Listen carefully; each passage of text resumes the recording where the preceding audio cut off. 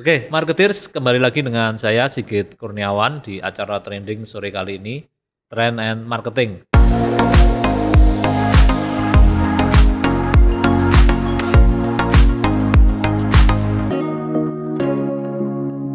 Nah, untuk menemani sore kalian, mungkin masih ada yang di kantor atau mungkin masih di perjalanan. Trending kali ini mengangkat tema yang cukup menarik, yaitu tentang industri kreatif. Kehadiran industri kreatif di Indonesia semakin marak dengan beragam ide dan gagasan yang tentunya juga kreatif namun inovatif. Nah, seperti apa? Kita nggak usah panjang lebar karena di samping saya udah hadir Mas yang ganteng, Mas. Narasumber kali ini ya ini dari industri media tech company, dan langsung saja saya sapa nih. Selamat sore Mas Reza. Sore, Mas Reza ini sebagai Chief Creative Officer dari Mahaka X. Gimana Mas? Apa kabar sore kali ini? Baik. Oke, gimana perjalanan hari ini ke Marketer Studio nih Mas? Lumayan macet Mas. Macet ya, pasti tapi bagus ya. lah, berarti orang-orang udah mulai keluar, udah mulai ada perputaran ekonomi lah ya. Bagus. Oke, Mas, sekarang lagi sibuk apa nih Mas untuk kita lagi nih? Secara kerjaan atau pribadi nih? Boleh, dua-duanya boleh Mas. Kerjaan sih ya seperti biasa, kita memang lagi transformasi dari Mahaka, dari Mahaka Media menjadi Mahaka X gitu ya. Ada banyak hal-hal kita yang lagi siapin, terutama gimana caranya kita udah punya banyak media company ya kan. Kita juga lama di radio kayak GNFM dan teman-teman. Juga kita punya jaringan billboard dan lain-lain. Tapi yang kita mau kembangin sekarang adalah dari sisi kreatifnya gitu ya. Mungkin kita punya media, platform juga banyak, orang-orang juga pada buat platform. Tapi sekarang yang dipentingin adalah isinya apa nih ya kan, kreatifnya apa nih, dan itu yang kita lagi kembangin gitu. Kalau pribadi sih kayaknya seperti biasa ya, saya satu istri, 2 anak, jadi ya membahagiakan mereka aja ya. Itu fokusnya. Jadi kayak gitu Mas.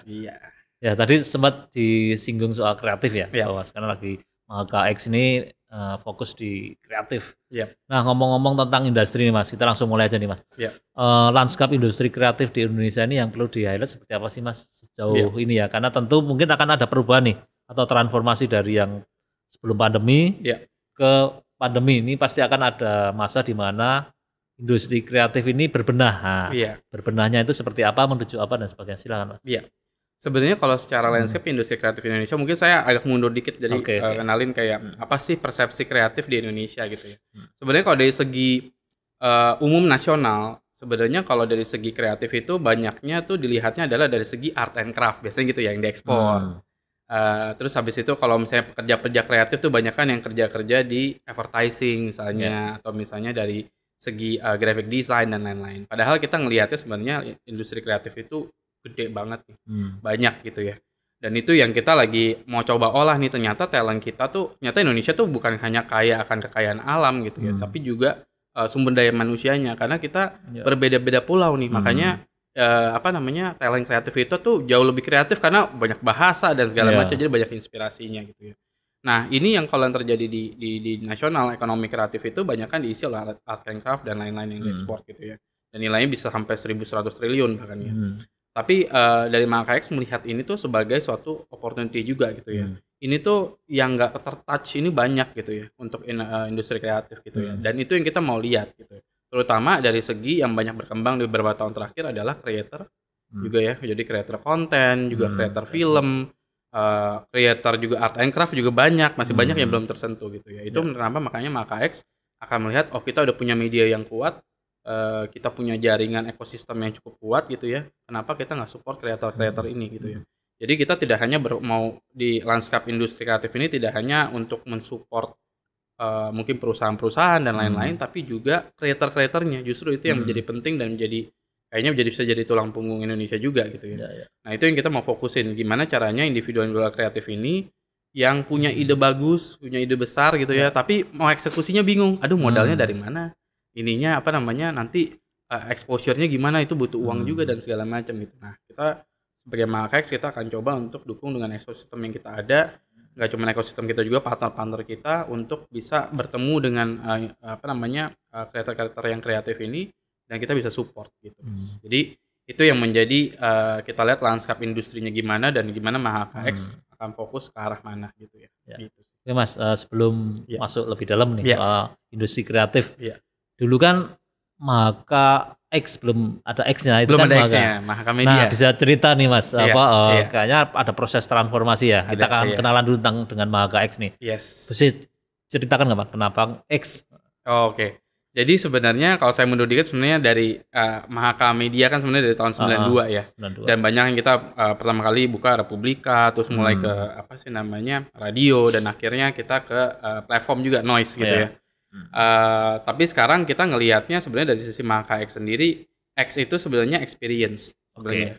Jadi yang kita mau kasih sesuatu yang baru adalah dari perusahaan media konvensional ya, koran, radio, dan lain-lain, kita masuk ke experience. Jadi gimana kita menggabungkan kreativitas, media, dan teknologi jadi satu yang experience.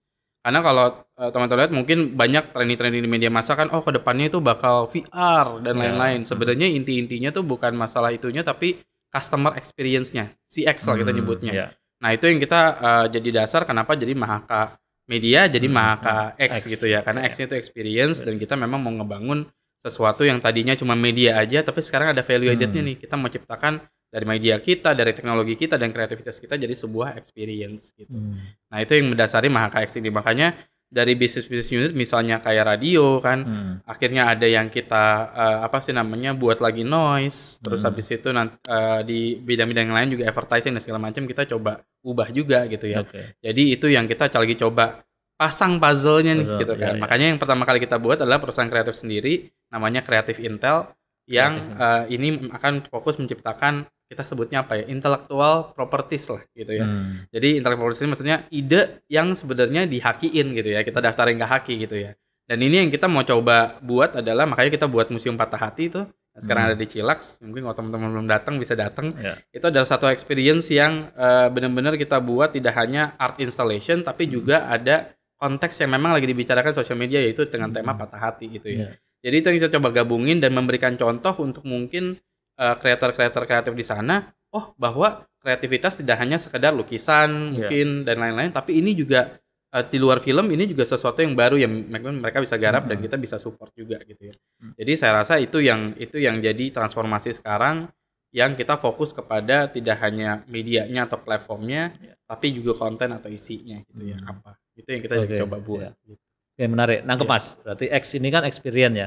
Dan memang di era sekarang kan dengan beragam platform macam-macam, ada yang digital, ada yang mungkin lebih imersif seperti AR, VR gitu. Tapi yang jauh lebih penting dari itu kan konten dan isi yang tentunya mendukung tadi. CX tadi ya, customer experience-nya. Nah, sebelum kita explore lagi Mas, tadi kembali ke pertanyaan yang pertama itu kan soal industri kreatif. Nah, kalau kondisi dari talent-talent kreatif Indonesia ini saat ini seperti apa sih Mas? Apakah orang-orang saat ini Indonesia ini cukup kreatif atau sebenarnya kreatifnya seperti apa? Toh Indonesia saat tahun ini kan kita sebenarnya tahun istimewa ya. Karena banyak generasi itu tumplek di satu masa. Ada Gen X, Gen milenial, Gen Y, dan juga Gen Z seperti itu. Bisa cerita Mas soalnya? Sebenarnya kita tuh emang negara yang kreatif gitu ya. Kalau teman-teman lihat gitu ya, kadang-kadang selalu ada aja dari hal kecil lah. Kita kreatif ini jangan diartikan sebagai desain dan orang yang bisa melukis dan segala macam, tapi kita selalu punya cara aja untuk ngakalin sesuatu gitu ya. Misalnya saya sering lihat ada teman-teman yang mungkin buat di mobilnya ya, dia nggak beli casing buat taruh handphone di mobil, tapi dia pakai sendal jepit diselipin gitu ya. Jadi hal-hal kayak gitu yang sebenarnya kita tuh selalu punya jalan untuk mengakali sesuatu gitu ya. Itu yang kita sebut sebagai kreatif gitu. Nah, kalau dilihat sebenarnya yang kalau kita masuk ke dalam konteks misalnya orang-orang benar-benar kreatif yang bisa gambar dan segala macam, itu banyak banget. Jumlahnya banyak sekali, dan yang menjadi masalah buat mereka adalah satu, permodalan, kedua exposure gitu. Jadi permodalan ini selama ini orang-orang kreatif ini nggak pernah banyak yang bisa kelihatan karena nggak ada yang expose dan nggak ada yang support secara permodalan, karena mereka bukan base-nya kan bukan bisnis person ya. Jadi mereka fokusnya untuk berkarya dan lain-lain. Nah, itu yang menjadi kita lihat tuh, aduh sayang banget ini nggak kesentuh gitu ya. Jadi harusnya ada kolaborasi lebih antara memang orang kreatif dengan perusahaan yang punya ekosistem seperti kita, dan moga-mogahan dengan apa yang kita lakukan bisa ditiru juga loh perusahaan lain sehingga lebih banyak orang kreatif di Indonesia ini lebih terekspos terutama buat di luar gitu ya. Itu saya rasa kayaknya penting juga gitu ya. Ya. Oke. Ada 2 tantangan berarti tadi Mas ya. Lebih ke exposure-nya sama permodalannya. Nah, dari Mahaka X sendiri menjawab persoalan talent kreatif itu seperti apa Mas? Sebenarnya satu adalah makanya kita buat Museum Patah Hati sebagai contoh gitu ya. Okay. Itu juga kita kolaborasi dengan Hello World yang juga seorang creator eksperiensial gitu ya. Di situ kita mau kasih contoh ya dari segi bisnis gimana sangat simpel gitu ya.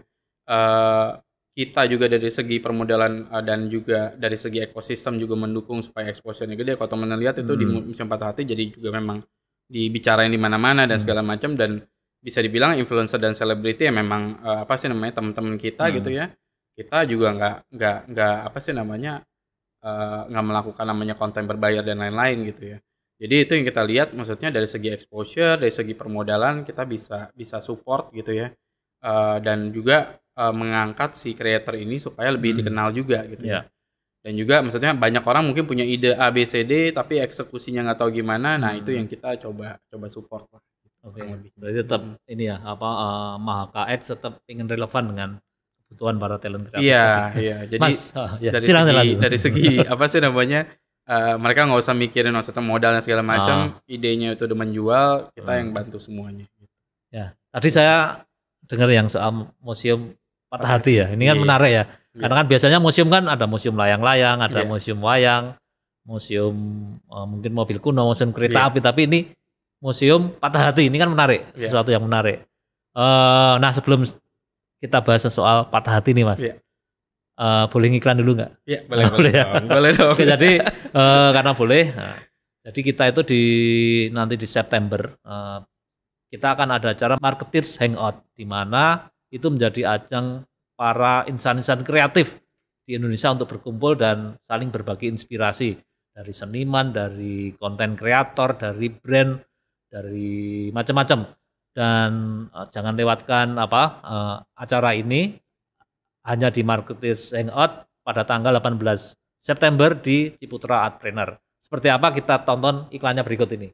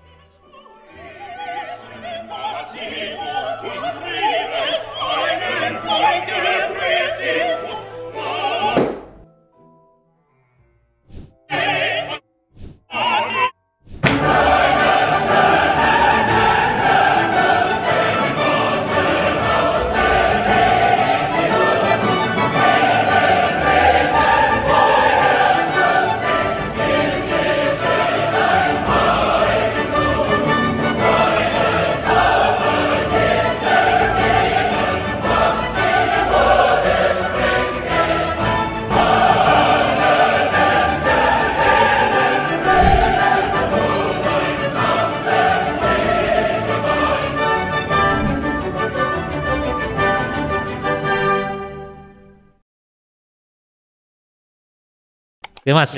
Nah, kembali ke Patah Hati. Saya belum pernah terus terang ke Museum Patah Hati dan mungkin nunggu Patah Hati dulu kali Mas ya. Nggak harus nunggu Patah Hati tuh, nanti bisa datang bareng-bareng karena itu juga sebuah nostalgia. Mungkin Mas Sigit udah pernah Patah Hati sebelumnya mungkin? Pernah, tentu pernah ya. Dan, atau mungkin teman-teman dari kru Marketeer. Nanti bisa datang bareng-bareng karena kita juga dapat feedback banyak dari pengunjung kayak ke dalam itu adalah sebuah nostalgia gitu. Nostalgia, yang dijual nostalgianya. Nostalgianya. Jadi datang tuh jadi ingat dulu si ini gini, si ini gini gitu. Itu yang jadi mereka berkesannya juga di situ gitu. Nah, ini kan idenya menarik ya Mas ya. Tadi seperti saya mention di awal ada museum layang-layang, museum wayang, tapi ini Patah Hati, sesuatu yang semua orang pasti akan mengalami ya Mbak ya. Pasti akan ada, karena nggak ada jatuh cinta kalau nggak ada patah cinta. Dan itu menjadi tentu daya magnet yang luar biasa nih. Dan kreatif, mungkin ini satu contoh kreatif yang dibikin Mahaka X ya. Bisa diceritakan lah ide awal dari Museum Patah Hati ini seperti apa, dan sejauh ini antusiasme dari masyarakat untuk sana itu seperti apa. Dan apakah ada ini survei bahwa mereka yang berkunjung itu adalah mereka yang sedang patah hati atau gimana? Jadi sebenarnya dari awal idenya itu memang kita ini yang juga jadi, maksudnya mungkin teman-teman creator juga mungkin bisa jadi contoh nih, maksudnya apa sih yang Mahaka X bisa support gitu ya. Jadi waktu pertama kali kita buat ide nggak cuman kayak keren nih bikin museum patah hati gitu ya. Kita memang ada satu orang khusus yang tugasnya itu sebagai creative intelligence. Dia itu mengumpulkan data kira-kira apa sih demand dari market yang ada saat ini gitu ya. Terutama yang kita lihat nih puzzle-nya banyak nih, puzzle dari kita juga ngelihat dari brand gitu ya, atau dari klien. Kira-kira mereka tuh ada problemnya apa sih dan lain-lain. Nah, sebagian besar brand itu menargetkan, kita sebutnya Gen Z lah ya, sekarang ya. Gen Z atau anak muda. Nah, itu yang kita riset justru, karena ada permintaan seperti itu dari brand.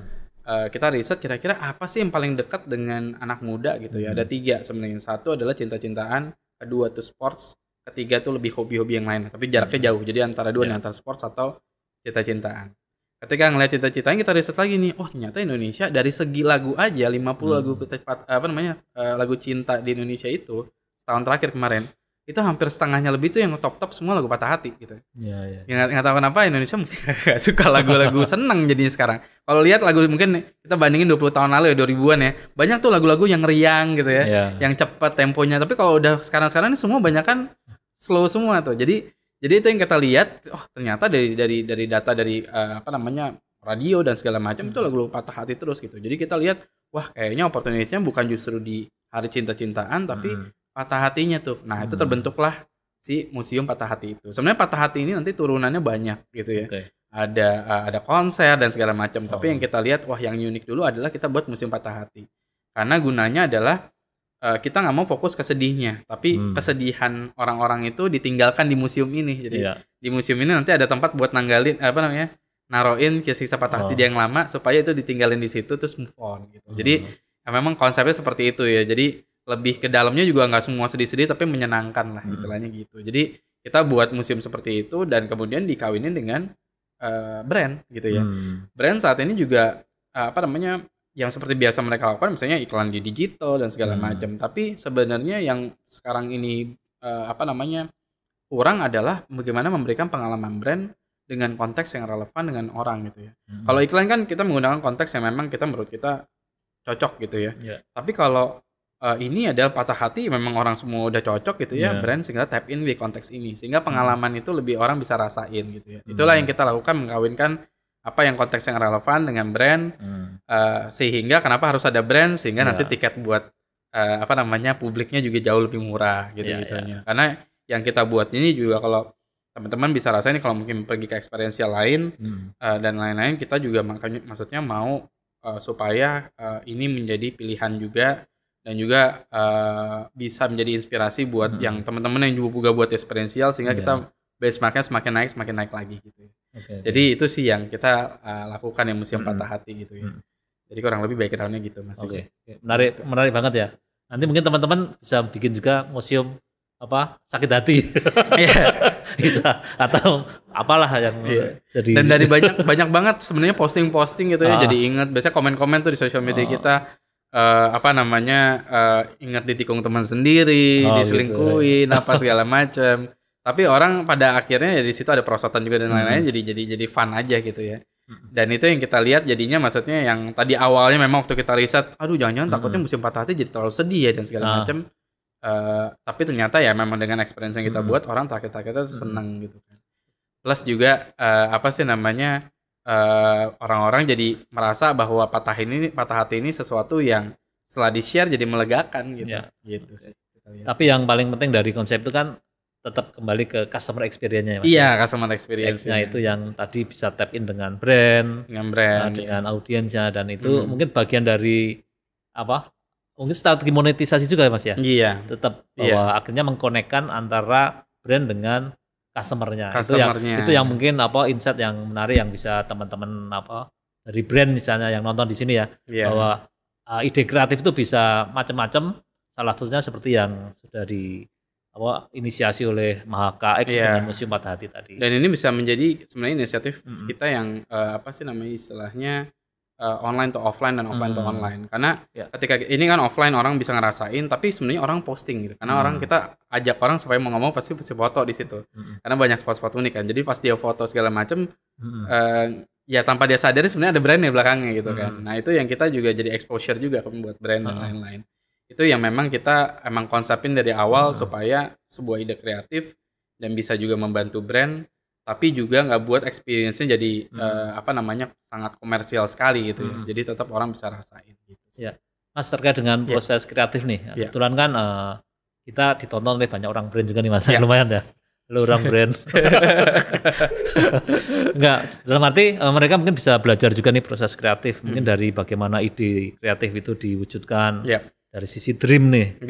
Dream kan macam-macam, kemudian bagaimana akhirnya itu ide kreatif itu mulai dibentuk, didesain, ada desainnya, dan pada akhirnya untuk diwujudkan. Bisa di-share nggak Mas?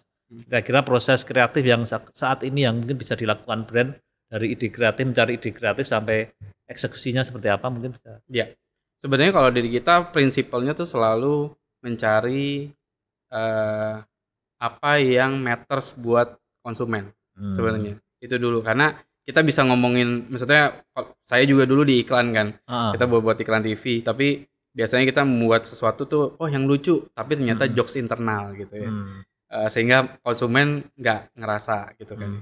Jadi yang paling pertama adalah kita keluar dari bubble kita dan kita ngelihat sebenarnya konsumen ini yang kita targetin dan beli produknya, bukan sembarang konsumen yang beli produknya, itu orang yang seperti apa dan sukanya apa. Jangan-jangan pada saat kita membuat sesuatu, jangan sampai kita membuat sesuatu yang kita suka tapi konsumen nggak suka gitu. Itu yang paling satu yang menjadi prinsipal banget waktu kita membuat apapun yang kita untuk IP kreatif kita. Satu adalah apa yang konsumen benar-benar suka dan ditarik lebih dalam lagi gitu ya. Itu yang kita lihat dulu. Nah dari situ nurunin ke bawahnya gampang banget, karena begitu udah eksekusi gitu, kita udah tahu misalnya kayak Museum Patah Hati, Patah Hati yang cari orang. Kita tinggal lakukan survei lagi, kira-kira patah hati seperti apa yang orang pengen gitu ya. Ada yang paling gedenya itu ditikung teman sendiri, itu paling gede ternyata di Indonesia. Selingkuhin dan segala macam. Jadi itu yang kita cariin dan kita jadiin ruangan gitu ya. Sama mungkin untuk brand juga adalah kira-kira memang sekarang mungkin lagi tren buat web series, lagi buat ini dan segala macam. Tapi kita harus benar-benar ngelihat konsumen tuh emang nimbrungnya di mana gitu ya. Jangan-jangan kita buatin semacam posting komik aja udah seneng gitu ya. Nah itu yang kita lihat, kita harus lihat dari konsumennya dulu, baru kita tarik ke eksekusinya gitu ya. Itu sih yang paling penting dalam proses kreatif ya. Karena kalau udah tahu apa yang dia mau, ya kita enak masuknya dari mana aja tuh sebenarnya bisa. Jadi itu sih secara proses. Dari proses kreatif mau nggak mau ya brand misalnya pengen meng-create sesuatu yang kreatif ya mau nggak mau harus berada di pihak konsumen dulu ya. Mereka itu sebenarnya pengennya seperti apa. Jangan sampai kita udah bikin sesuatu yang kreatif tapi ternyata nggak nyambung nih dengan kebutuhan konsumen itu ya Mas ya. Pengalaman saya waktu saya buat iklan juga banyak kesalahan yang kayak kita buat yang keren nih, kita yang buat keren. Ternyata yang beli produknya sama yang nontonin kontennya orang yang berbeda gitu ya. Jadi itu yang jadi pertimbangan juga gitu ya. Berarti segmennya itu harus segmentasi harus jelas. Tahu jelas dulu ya. Dan nggak cuma soal dia tinggal di kota ini dan umur berapa segala macam. Karena di umur yang sama pun interestnya bisa beda-beda gitu ya. Jadi emang kesusahan di zaman sekarang itu adalah benar-benar menentukan orang ini karakternya seperti apa yang beli produk kita atau akan beli produk kita. Siap Mas. Ini pertanyaan terakhir tapi sebenarnya sudah nggak lepas dari skrip nih Mas tadi karena menyesuaikan ini kebutuhan dari para pendengar ini di sana. Nah terakhir Mas dari saya sebelum closing statement. Do's and don'ts ketika brand bikin mungkin campaign kreatif apa Mas? Menurut pengalaman Mas Riza ini. Satu tadi prinsipalnya harus lihat target marketnya itu seperti apa. Kedua adalah sebenarnya yang sebenarnya harus dilakukan itu riset gitu ya. Riset nggak cuma sekedar riset kita riset kualitatif dan kuantitatif, tapi benar-benar kita pun sebagai dari brand gitu ya harus turun kira-kira kita mau ngajak ngobrol siapa yang target market kita ya. Datang ke pasar mungkin untuk ngobrol langsung karena di situ dapetnya insight-insightnya direct gitu ya. Itu yang memang effort-effort yang mungkin ini konvensional ya, mungkin waktu saya buat iklan misalnya 10-15 tahun lalu tuh itu yang kita lakukan gitu ya. Harus turun bener-bener. Nah itu yang pertama kita lihat. Kedua adalah misalnya tren apa yang di sosial media belum tentu yang tepat. Gitu. Jadi apa yang di sosial media dan segala macam itu adalah semua sesuatu yang bisa kita lihat gitu ya.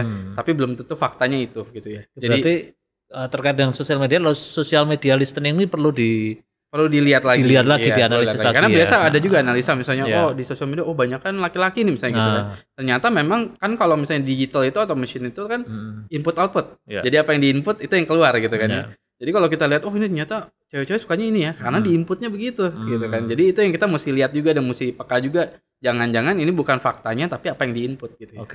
Jadi itu yang saya bilang maksudnya harus benar-benar ngobrol dengan target market. Kedua adalah benar-benar melihat secara eksekusi itu banyak banget hal yang bisa dilakukan gitu ya. Jadi jangan terpaku, harus punya sedikit keberanian untuk buat sesuatu yang sedikit berbeda karena kompetisi brandnya juga sekarang banyak. Atensi orang terhadap brand juga menurun gitu ya. Jadi dia hanya ingat 1-2 brand aja gitu ya. Jadi itu yang kita harus lihat, makanya memberikan pengalaman yang unik buat konsumen itu penting gitu ya. 3 ya biasalah brand juga pengennya sesuatu yang viral dan segala macam. Sesuatu yang viral itu sangat tergantung dari seberapa kita tahu apa yang matters buat orang. Karena orang tuh nge-share sesuatu yang menurut dia banget gitu ya. Dan itu yang harus dilihat, bukan melihat kayak ini lagi viral dan segala macam. Jadi yang perlu saya lihat sih sebenarnya kalau misalnya disimpulkan jadi satu adalah kayaknya yang sekarang perlu maksudnya brand bisa lakukan adalah sedikit keberanian mungkin ya untuk mencoba sesuatu yang berbeda gitu. Karena itu yang menjadi kunci keberhasilan sebuah brand juga gitu. Gitu sih. Oke, menarik sekali Mas Reza. Sayang sekali tadi panitia kru udah ngasih tanda silang ini, berarti waktu udah habis nih Mas. Dan terus terang tadi seru banget karena lumayan banyak dagingnya ya dari Mas Reza tadi yang diungkapkan di sini. Sayangnya kita harus menutup trending sore kali ini, namun sebelum kita benar-benar close, bukan the door ya, close the trending itu silakan kalau ada closing statement Mas. Ya, saya rasa sih mungkin kalau terkait topik hari ini ya untuk industri kreatif, kita di MahaKX sebenarnya memang melihat landscape industrinya itu gede gitu ya, dan lihat banyak kreator-kreator nggak cuma di Jakarta aja tapi juga di kota-kota kecil tuh banyak kreator-kreator yang mungkin punya ide besar tapi nggak tahu gimana eksekusinya, dan itu yang kita akan pelan-pelan coba untuk meng-reach lah kreator-kreator itu ya yang ada di kota-kota kecil juga. Dan dari sisi konsumen juga kita merasa kita akan mencoba menghadirkan lebih banyak entertainment, karena negara ini entertainmentnya jangan sampai banyak dari luar gitu ya. Kita sendiri sebenarnya bisa buat entertainment buat kita sendiri, makanya ada Museum Patah Hati dan nanti ada yang lain juga yang akan kita buat. Itu juga akan kita coba sebar nggak cuma di Jakarta aja tapi nanti ke kota-kota second tier city lah gitu ya. Dan ketiga dari sisi brand juga kita akan terus melihat market demand-nya seperti apa sehingga nanti kita bisa bawa ke brand juga, dan ini sebuah insight bahwa ini sebuah kreativitas baru yang mungkin brand bisa tap in juga, yang bisa connect dengan target market yang tepat gitu ya. Jadi itu yang kita berusaha lakukan supaya ekosistem kita bisa mendukung brand, juga konsumen langsung dan juga kreator-kreator kreatif lah yang ada di Indonesia. Saya rasa itu yang bisa saya sampaikan. Thank you banget Mas Sigit dan teman-teman marketnya sudah ngundang. Terima kasih Mas Reza sekali lagi atas insight-nya yang banyak ya tadi ya. Dan teman-teman marketers, demikian akhir bincang-bincang kita sore kali ini. Saya Sigit pamit undur diri, tetap di trending, trend and marketing, dan sampai jumpa.